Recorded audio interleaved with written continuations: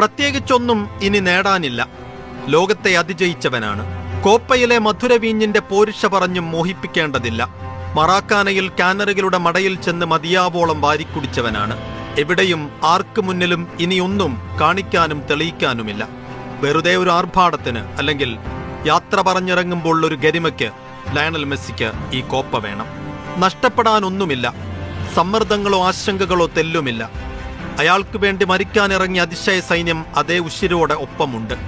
അതിനപ്പുറം കളി അമേരിക്കയിലാണ്. അതിന്റെ മണ്ണും മനസ്സും അയാൾക്കിപ്പോൾ സുപരിചിതവുമാണ്.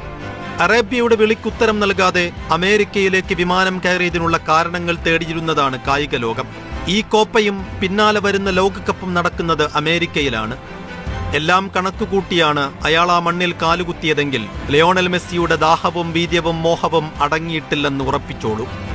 അയാളുടെ അത്യാർത്തിയാൽ കത്തിയാളുന്ന പടക്കളങ്ങളാകുമോ ഈ കോപ്പയും ബാക്കിയാക്കുന്ന സുന്ദര കാഴ്ച. അടുത്ത ലോകകപ്പിന്റെ കാര്യത്തിൽ ഉറപ്പില്ലെങ്കിലും കോപ്പയിൽ ഇതയാളുടെ അവസാന ആട്ടമാണ്. ഇനി ഒരിക്കൽ കൂടി ആമസോൺ കാടുകൾ പൂക്കുന്ന തെക്കേ അമേരിക്കൻ ഉത്സവപ്പറമ്പിൽ അയാളുടെ ട്രപ്പീസ് കളി ഉണ്ടാവില്ല. മെസ്സിക്ക് രാജോചിതമായ യാത്രയപ്പൊരുക്കാനാണ് ലയണൽ സ്കലോണി എന്ന ഇതിഹാസ പരിശീലകൻ ലോക ചാമ്പ്യന്മാരെയും കൊണ്ട് അമേരിക്കയിലെത്തിയിരിക്കുന്നത്.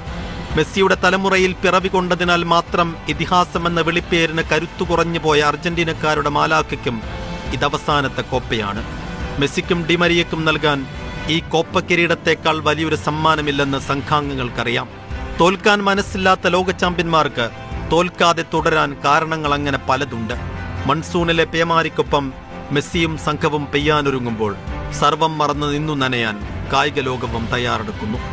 P C Saifuddeen, sports desk, media 1.